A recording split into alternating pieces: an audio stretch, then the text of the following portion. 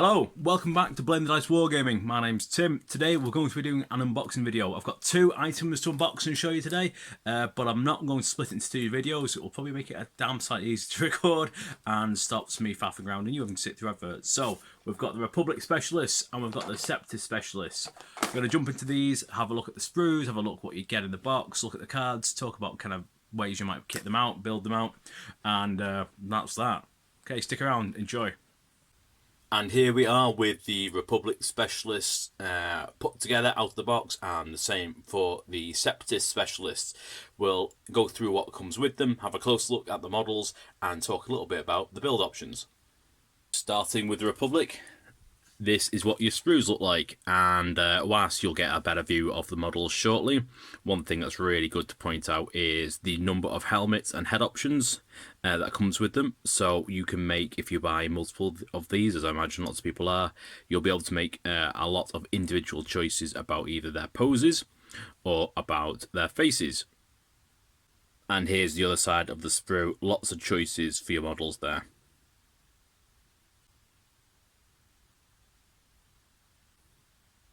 The Separatist sprue is a little less packed, shall we say. There's a lot more space in it, but there's also a lot of very spindly small pieces. But it's also interesting to note that there's far fewer options in terms of how you put these guys together. So that's probably a reflection of why there's so few pieces, relatively speaking. And on this side, you've got your droid and your command battle droid. So looking at the models themselves, let's start off with the engineer. So here we go, a very simple, very nice model. Not a lot of options with this guy, it was just the helmet that you could mess with. But here we go, a lot of nice detail around the leg. He's kind of got things hanging from his belt. He's got the, I guess, hang on. He's got the hollowed out armor plates. I'm not really sure what the purpose of those are, but it looks good. And even the helmet that comes with him has, it's hard to make out, but there's just a little bit of detail on the back which you don't typically get with your phase 1 armor, but it's nice that it's there. What's particularly good about this, and I'm sorry for the camera coming in and out, is that also matches exactly the guy who came with the saber tank. So that's really nice that when they've kind of tried to give you the engineer, they've gone for continuity, which is why I went for the helmet with the fin on it, because that's what I fitted onto this guy. So now for the unit leader. This guy there was a ton of options with in terms of his gun, if it was in his left hand or his right hand, whether or not he had the little micro trooper that he's speaking to, the hologram, what helmet he was carrying. So you could have had a phase 2 helmet, or you could have the phase 1 with the fin, all sorts of options. And see if I can get you a good zoom in on this little person there. There we go. Even that dude is quite detailed. It's a very nice model. I'm looking forward to painting this up, and I'm glad we've got this one, because now we have a far cheaper commander option, which the Republic have been crying out for. This guy is our comms technician. He's got a small and fairly slimmed down comms backpack on. And he's talking to his wristwatch. But otherwise, a fairly simple model, but nice. Not many options with this guy in terms of what you can do with him. So I think there'll be a lot of people who end up with models looking very much like this. Though you don't have to have the arm up. You can have other options in terms of what he's doing. And lastly, for the Republic, we have got our medic. This guy comes with a chunky backpack, no doubt full of Bacta, and a pretty nice looking hand scanner. Which is pretty cool. Nothing incredibly detailed about this guy. He is a standard trooper. I think these guys are just supposed to be kind of fairly conspicuous amongst the clones, which is, well, I suppose you might have different views on it. I would like to see more differences, like with the engineer, with those weird and wonderful shoulder pads on, because that's going to help distinguish them. However, I think with these guys, I'm going to go a little bit more traditional, and they'll probably have, I don't know, like a red cross on the backpack or something, some way to distinguish them as medics, just so they're easy to find from a player perspective, because with that many clones, it's easy to lose them, and with them being not particularly different other than the hand scanner, it's probably easy to get lost in the wash. But a lot of very nice models. And now for our Separatists, this is the Separatist Engineer. This weird little creature is something we've seen in the films, but never really played much of a role in the Clone Wars or anything interesting like that. He's just a little servo droid. He's got a B1 battle droid in his hands, which you can make that out. This guy is completely without options to be put when you put him together. He was easy to build, but there's no options for him. It's a little bit disappointing. If I'm honest with you, I would have liked to see some variants because I don't really like that. If I'm honest with you, I would have liked to see more. But, you know, to each their own. It might just be because I'm not a Separatist player per se. And I possibly am spoilt with the kind of options you get with the rebels, but still easy enough to do, and it's nice to have one of those to help repair your units and your vehicles. So next up is the T series. Thank goodness for this guy. This finally gives the Separatists a cheap commander. Yes, I know we've got the field commander on the tanks and all that, but if you're not running tanks or you don't have a model, here we go. He's got a nice pair of flared jeans on. He has a lot of detail around his face, which is good because that'll enable nice painting. Very simple to put together. And this top torso is on a separate kind of ball and socket joint, so essentially you can have him rotating any direction, straight forward, left, right, what have you, which is really quite good for kind of model making and making it look less samey if you end up buying several of these. So that's fine. The one thing I'll point out, and let me see if I can spin it around so you can see, the leg pieces here, just make sure when you're fitting them that they kind of go inside that that kind of nook you can see on the pelvis parts, if you want to call it that. It was very misleading when you put it on to kind of have it looking like it was supposed to go on the outside of that, and that would essentially made the guy kind of leaning backwards at a really bizarre angle, and if I hadn't noticed for the glue set, it would have been a right pain in the backside. But a nice model. I'm looking forward to painting this one, even though it's going to be simplistic, because I've only bought one set of these for myself, so this guy needs to stand out and needs to be visible on the battlefield. Now we've got the medic. This is probably the most cartoony model that they've done for Legion so far. Obviously something they couldn't have done before, hard plastic, because this guy is so spindly. But was not fun to put together. So I'm going to just try to be clear because the instructions weren't. So this tray, this thing that looks like a laptop, fits into his body. So that's probably obvious, but that's something to be aware of when you're putting them together. And the arms, so this one with this weird tray on it, whatever that's supposed to be, and this one with maybe back to capsules or battery fluid, whatever. They actually mount onto the back of the arms. Let me get in close. Let's see if we can keep the zoom good. So you need to fit on the standard kind of forearms, if you will. So the ones with the, well, essentially the ones which just look like normal arms, the ones that aren't particularly special. And then on the back of them, these things just mount onto them. And that might be clear to you guys, but when I put it together, I didn't have a Scooby-Doo what I was looking at. So it was a bit kind of confusing. Again, not really any kind of options for doing individual styles for this one. Yes, the arms can move a little bit, so he doesn't have to have his arms quite in that pose. They can be a bit up or down, but not an awful lot of variance. And the kind of, you know, the spider arms that are sticking out, they are very much going to be the same. Virtually most models going to look about the same. Not a bad model, but I think I would have liked to see a bit more options and to not necessarily have something with so many limbs sticking out, because that just looks like it's dying to get broken or snapped off, and, well, you know, it's not like we want that to happen to us, is it? Also, I'm sorry to be on a tirade or criticism, but I didn't get this tray, that kind of one with the kind of bumps underneath it. I don't know why it's got such a unfinished, boring plastic finish at the top. To me, that looked kind of unfinished, like it was supposed to have something on it, like that was supposed to go the other way around, but it doesn't. So I don't really know what they were going for there, and I would have liked to see something else. And that tray, again, if I can give you a tray, could it not have some details on it so it looked like it had some kind of part on it or something that was being worked on or being replaced with? I don't know. The model's good and it's got detail on it, but I don't like it. Now, what I do like is the little droid. I'm really pleased with this guy. Very easy to put together. You've got options, so I've gone for the kind of dangling legs, but there's options where his legs can be pointing backwards, so he's in motion, and it's nice to see the level of detail. I was comparing this one to the Seeker droid you get with Iden, and the legs, or the limbs, whatever, are so small and spindly on this, where the one at Iden are just a bit thick and clunky. It's like they were trying to get the moulding right, and clearly they've got it right here, so I might look at using the other legs to put those on Iden's Seeker droid, because they're so much more graceful and small. Nice amounts of detail on this, lots of kind of detail you can paint in. And they've done a good job of making it look like the actual kind of probe droid you got in Empire Strike Back. This is one that I bought from somebody online, but the one from Imperial Assault, I believe, which is a good kind of visual proxy for what it should look like. And this thing has a lot of the same level of details, but obviously it looks like a predecessor or a prototype or the smaller version of it. But I really like it. So that's the minis themselves, what they look like and what they look like on the sprues before you have the chance to assemble them for yourself. So let's have a look at the cards. Okay, so this is our card which comes with the unit. This is your Clone Trooper Commander. So this guy is 55 points, so significantly the cheapest commander you're going to get for the Republic right now. He is only the one mini, as you wouldn't be terribly surprised to hear. And let's have a quick look through what he's got. He's got 4 health, which is a good amount of health, and a courage value of 2, and he rolls red defense dice when defending. So that's pretty solid in terms of his defendability and his longevity. That's not bad considering you can pay for quite a bit more for somebody with not a great deal more health who's a more established character.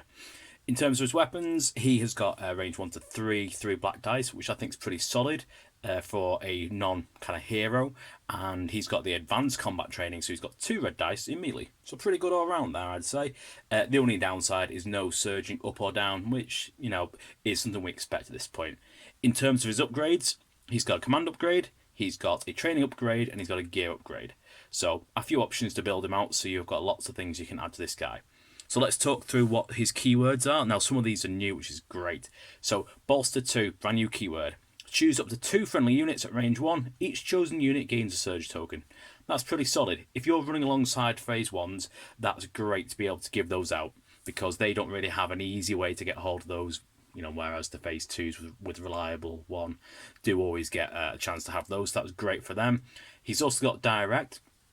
So, you can direct a clone trooper unit. During the command phase, you may issue an order to a friendly core trooper at range 1 to 2. That's pretty good. So that's at the command phase. So that's when we're kind of picking cards. That's when we're kind of, before we even got down to it, you can give out an order, which is pretty good order control. I like that, particularly when you think about even when you're doing something as simple as standing orders. That's now 2 orders being given out if the order's coming from this guy. And lastly, sharpshooter 1. While performing a ranged attack, reduce the defender's cover down by 1. Pretty nice, not bad at all. Now, in terms of the individual card, this is if you're going to be equipping him to a squad. So this is for clone troopers, so phase 1s and 2s. So add 1 commander mini, you gain inspire 1, and you gain reliable 1, and this is your unit leader. So he's the leader, so ignore your kind of current kind of sergeant or whomever you've got. Inspire 1 means you get to recover after your rally step 1 suppression token from a friendly unit at range 1 to 2, I believe. And reliable 1, that's the same thing we have on the clones. So essentially, at the start of the turn, you gain a surge token. So that's great for your phase 1s, because now they have essentially got the ability to have that extra ability to be more reliable. Or in the case of your phase 2s, they can now get 2 surge tokens at the start of every turn, which is pretty good if they're going to get targeted, or you are going nuts and buying an absolute load of these and you want to make your phase 2s absolutely unstoppable. However, 20 points is quite a lot, but not out of the ordinary given the price you pay for a standard clone trooper. And this is our clone medic. He is 20 points, and you gain as a free action treat 1, capacity 1.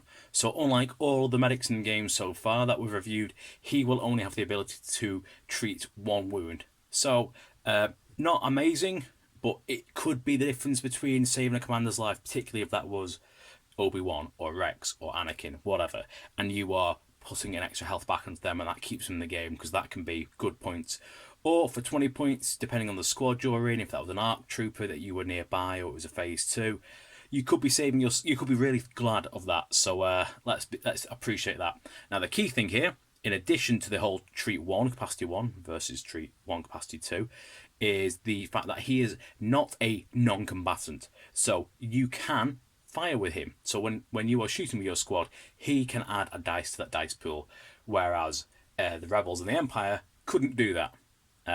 So this is a nice little bonus and a reasonable trade-off for the clones, because they are an offensive tool, and this guy only supplements them rather than completely taking over the role and becoming just a sole medic. But I like it. Next up is our clone comms technician, only 12 points, so that's a pretty nice and generous points value realistically. Clone troopers only, add one mini, but you gain the upgrade icon for our communication upgrade, but you must you must equip a communications card upgrade. Sorry, I couldn't find my words then. And now, lastly, for the clones, the Republic is the clone engineer. Same as with the medic, this guy is repair 1, capacity 1, whereas we've seen repair 2, repair 1, capacity 2 with all the others. 18 points, so not quite as expensive as the others, but you are paying more than the comms technician, but less than the medic. So it seems like they recognise that you won't be taking this, or it's less naturally advantageous to have this guy. But also, like with the medic, this guy isn't a non-combatant. So again, when you're shooting, this guy can contribute to your attack pool, which is pretty good. But that's a trade-off you're paying for not being able to treat 2 people or having capacity 2 and only having 1. But that seems pretty reasonable to me. And again, I like the mini, I like how he's distinguishable, and I like how he matches what comes with a saber tank. So you've got that consistency across your army. Okay, let's go check out the Separatists. So here is our card for the first very cheap commander for the Separatists. Another 55-point model, so the same as what we've just seen for the Republic. This is the T-Series Battle Droid. He is 1 mini, he's got 4 health, so consistency there, and he's got 2 courage, so also the same consistency across the points. Rolling white defense dice and doesn't surge up or down, so a lot more vulnerable. This guy could very easily be one-shotted with that kind of, even with that kind of health. His weapon is 1 to 3 red and white dice for the commander's E5 blaster rifle, so clearly this guy is that much better with shooting. He can squeeze out a red dice from the typically white dice only. And in terms of his melee attack, underneath that shadow that says bludgeon, which is only 1 white dice. But let's be honest, you're probably not ever going to try to get this guy into melee combat if you can help it. Upgrades, he's got command upgrade, he's got comms upgrade, and he's got a gear upgrade, so the same kind of, not quite the same selection, because he doesn't have the training upgrade. But, you know, such is life. Comms might be better for this guy, and training might not be so much what we're looking for. His keywords include Bolster 2 also, and also include Direct Troopers and Sharpshooter 1. So essentially, you're getting the same model for the same points. The difference primarily between them is the weapons and the defense. So clearly, whilst you might arguably say, well, the clone one is objectively better, they're the same points. Why is that? I think the expectation is with this guy to have him any cheaper would possibly be broken as anything, and also I think there's a kind of a opportunity cost with the clones, whereas with this guy, I think taking him for 55 points, there's almost not a reason not to do that.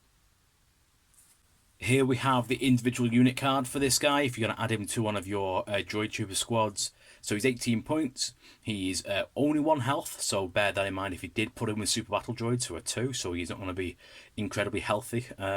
Some kind of crazy boost to his health, he's not going to have that. So add 1 T-Series, you lose AI attack, which is great. So you're not inhibited by that. You gain reliable 1, so you also get surge tokens at the start. He's a unit leader, which is not terribly surprising, and his sidearm range is just a 1 to 3. So essentially you're also getting that slight boost to your shooting pool if you're shooting from B1s, or that reduction, if you will, if you're shooting out of B2s. But a good one, and for 18 points feels pretty well costed given losing AI attack and gaining reliable 1. So here's the medical droid that I was having a bit of a whinge about before. But in terms of the card, not bad at all. This is the EV series medical droid. He's only 14 points, which seems pretty good, particularly if he's going alongside some B2s or he's going to put some health back onto one of your characters. He's got treat 1 capacity 2, so he is very much more like what you would have seen with the Rebels and the Empire, and also has that keyword of being a non-combatant, so he will be adding no weapons to your dice pool. One thing I think I'm going to do is, if you look on the card there, you can see he's holding up Grievous's skull plating. Probably most of us have bought more than 1 set of the core box, and even if we didn't, we got all sorts of spares. I'm thinking his base and that little laptop tray that I was talking about before is going to have some Grievous components put on him, just to make him seem a bit more interesting, like he's in the middle of doing some real work on him. Just want to correct myself before we move on. This guy only treats non-droid troopers, so when I made the comment about treating B2s, that isn't correct. He wouldn't be able to do that because, of course, they're droid troopers. And it's this guy who can treat your droid troopers because, of course, they're robotics. And this guy is a worker droid. So for 12 points, so hardly any points in the grand scheme of things, add a repair 1 capacity 2 unit, 1 health only. So the same applies what I was saying before. You can't just put them with your B2s and get suddenly a 2 health unit. That isn't going to be the case. This one also a non-combatant. So this guy, not bad points and could be quite handy for a unit taking some pummeling, or in the case of going with a B2 unit, could keep some of your units on the table for longer, particularly if you've paid big money for some of those expensive weapons. Last and by no means least, we have got the Viper Recon Droid, which I love the look of. This is 8 points, so I think pretty great, frankly, for the point cost. That weapon is range 1 to 2 and only 2 white dice, so I don't think it's going to be doing too much, but I don't really think that's what I'd be bothered about it for. I like Observe, so that's a free action, and choose an enemy unit at range 1 to 3, which is pretty good, and in line of sight, it gains 2 observation tokens, and the same kind of keyword before, sidearm range, so you will add this particular mini's attack to your attack pool. And just a reminder there for those of us like myself who can't remember things for very long at all, these are the rules on the observation tokens. So during the attack, an attacker can spend observation tokens that belong to the defender, re-rolling 1 attack dice for each observation they spend. Observation tokens are removed. So the droid here will put 2 on enemy units at range 1 to 3 if it so chooses, and when you're attacking them, if you whiff a couple of dice, you can spend 1 observation token to re-roll a dice, or spend both to re-roll both dices. So pretty good, and a good way to make yourself much more effective. Now for people like the B1s who are not great, for 8 points this is a good way to make them so much more reliable, so I really quite like that. And now we're going to take a closer look at the cards that come with them. So this is both sets of cards. So what you get with each of the sets is 1 portable scanner, 1 inspiring presence, and 1 vigilance. You also get a HQ up link for each set as well. Now on the left, you've got Seize the Initiative, that came with the Republic, and on the right you've got Improvise Orders, that came with the Separatists. So portable scanner is only a 6-point upgrade. Droids get to ignore the requirement to have the upgrade slot, which is great for them. And you gain Take Cover 1, so a friendly unit at range 1 gains a dodge token. Pretty good, but I'm going to be using that on Princess Leia personally because that's what I play. Now we've got Inspiring Presence, command card upgrade. So friendly units at range 1 to 4 can use your courage value when checking whether they're panicked, and this range can be reduced by other effects. Okay, pretty solid. Now bear in mind that might not seem that different to inspire the commanding presence, where you get to use the command range for these kind of things. However, in this case, this is not an upgrade that is unique to commanders. This can go on an optive. So we've got what I think is Natalie Portman dressed to the nines for some kind of senatorial speech. Well, that means that, well, it doesn't mean that, but it happens to be that this card can go on Padme, which is great for the Republic and sucks for everybody else. But essentially, you are now going to be able to boost a Courage 3 optive to be able to allow your squads from all over the place to be having significantly reduced likelihood of panicking, and you're paying 5 points for that, which is amazing. Vigilance is our second command upgrade, and this is during the end phase, choose 1 friendly trooper unit at range 1 to 2. So either choose 1 friendly unit 1 to 2, or 2 friendly core troopers at range 1 to 2, and each chosen unit does not remove a dodge token. I love this. Now again, I'm a rebel player, so I see this and think amazing. If I'm using just say Leia with her take cover 2, and I can be essentially making sure that they are never losing that dodge token. So a nimble rebel, you do a 1 dodge and it is forever a dodge machine. It will never lose them for time immemorial. However, in the case of clones who like to dodge share, who like to share green tokens, being able to have a dodge that doesn't go away could be incredibly powerful. And given that the clone commander does have the command upgrade token on him, that could be brilliant for these guys. How much you'll use it for the Separatists, I'm not sure yet, but it's for 5 points, it's a really good card. This is our last new one for the set. This is for commanders and operatives only. It's 5 points, and during the issue order steps of the command phase, issue yourself an order. So we've reviewed this one before, so it's not brand new, my mistake. But essentially, this is like a 5-point, one-time only kind of HQ uplink, which can't be recovered. That's what the X means there. So that could be great if in a pinch you needed to give yourself an order, you didn't have HQ uplink, and there was no way for you to, I don't know, improvise orders, for example, to get yourself that. So HQ uplink, 10 points, we've seen this before, issue yourself an order and then spend the card. You'll have to perform a recover action to give yourself the ability to do that again. On some units this is great, on other units for the 10 points it can be quite a lot of points to invest in it. However, if you've got some speeder bikes, for example, and they must be able to have the activation control to shoot and then disappear off behind some cover, that 10 points might be well spent. And lastly, from our upgrades, we have improvised orders. And again, a card we've seen a few times. Again, another one that you have to spend and you can recover.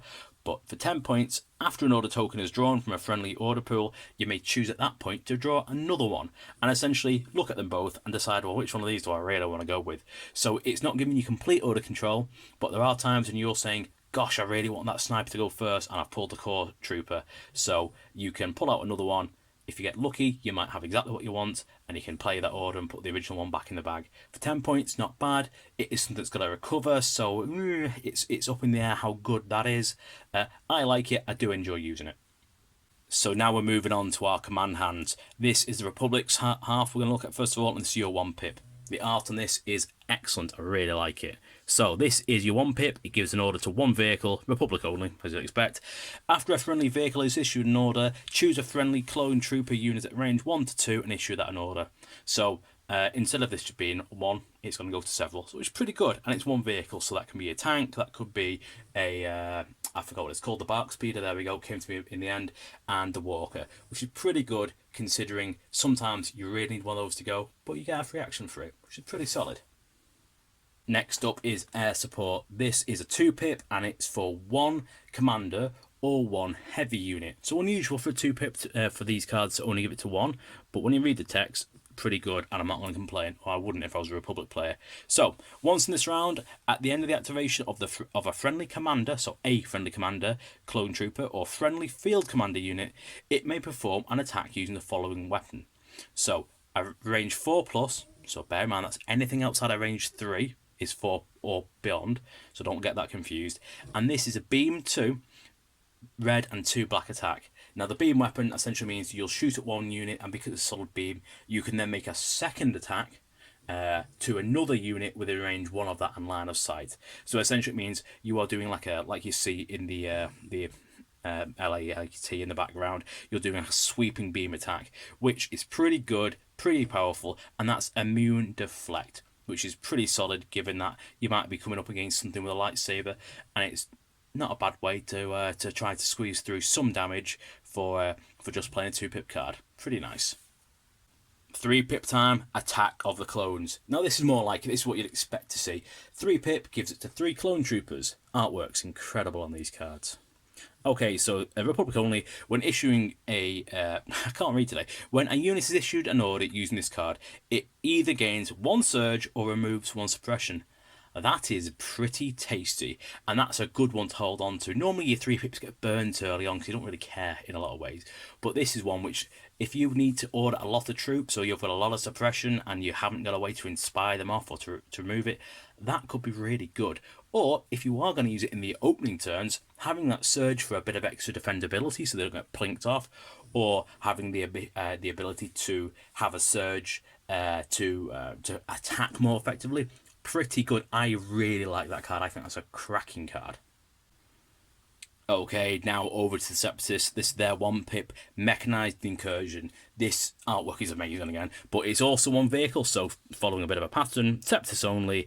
After a friendly vehicle is issued an order, choose a friendly droid trooper at range 1 to 2 and issue that an order. Essentially the same as what we've just seen with the synchronized defensive, but it's nice to give it a slightly different bit of flavour and give it a different name. So we've got our 2 pip orbital strike, and a second ago we were talking about air support. I like this one a lot. So this is for 1 commander or 1 heavy. Separatists only, of course. So at the end of this round, once this round, at the end of the activation of a friendly commander droid, trooper, or a friendly field commander unit, it may perform an attack using the following weapon. So this is 4+, again, so anything outside of range 3. It can perform this attack with 2 reds and 2 black. It's suppressive and immune deflect. Now, we've seen similar things to this. We've got Leia's coordinated bombardment and Veers' maximum firepower, which is very similar. They're 1-pips and on special named characters. So I'm a bit jealous of how good this is, if I'm honest with you, considering it's a 2-pip and it can be anybody. You're not limited to having to take a command you might not want to be playing anymore. But this is brilliant, and it's suppressive. Oh, I got so excited I made the camera wobble. This is going to be such a hot one to use, and playing against it is going to be an absolute big ache because you're not safe wherever you are. If you're on a board edge with a sniper, for example, or with a unit you're trying to, kind of castle up a little bit and hold back or whatever it is you're doing, it can get shot with this, and it can get suppressed. So it's going to get 2 suppression tokens. It could be a game changer, and it could really make something run off the board that you just didn't want it to happen to. And I've seen it happen where you've just suppressed something, even like a full squad of droids, for example, with kitted up to the 9, so not a load of points, but a full activation could be made to walk off the table edge because it got hit by a suppressive weapon, and this gives you the ability just to put it anywhere you want to. So, be warned about playing against this one. And very lastly, we've got a 3-pip Roger. So there should be a fine for every time people say Roger when you're playing against them with droids. But, well, I don't make the rules, but there's one I would make. This is for 3 droid troopers and Separatists only. When a unit is issued an order using this card, it gains either 1 dodge or 1 surge. So it's the same as what we've just seen. I love that. I think that is very, very good. And again, it's only 3-pip, so if you're having to build a command hand, you're not going to be trading off against something you really, really want at a 3-pip, or it's less likely compared to like a 1-pip or a 2-pip. So your 3-pips tend to be the ones you may or may not want to play. This is pretty good, and like I said before, with the Republic, this could be great if you are in a tight pinch point, like later on in the game, and you need to remove surges, or in the case of the droids. So not remove surges, want to gain surges to help you be more defensive or to help you attack more hard hitting, but the same applies to the dodge tokens. Droids fall easily, unfortunately, and to be able to say, right, first turn, here's 3 dodge tokens before they've done a thing, well, that can go a long way. And might be something they'll be very glad of and gives them a significant amount of survivability. 3 droid troopers is also good to be able to do, particularly later on, when maybe your ability to chain orders might have been diminished because you don't quite have the same number of units, or that your squad's been split, or something's got, I don't know, comms jammer, if anybody takes that, and it's interrupting your line. This is a great way to reinforce that, and you might find in a pinch turn, you have all the orders you want and an awful lot of dodge tokens or surges, whatever, to spend to keep you in the game, help you attack more efficiently, or just help you hunker down and hold on to that objective you got. A very good card. So that is that. Thank you very much for watching. I hope you've enjoyed that. Please do the kind of usual like, subscribe. I'm sure everybody says that these days. Drop me a comment. Let me know if you like the video. Let me know if there's anything you'd be looking for me to do. Hopefully at some point soon we get to actually play a game face to face. This lockdown stuff is getting old, but it's for the best, isn't it? Okay, guys. Hope you're staying safe out there, and see you around in the near future, I hope. Fingers crossed, man. Bye for now.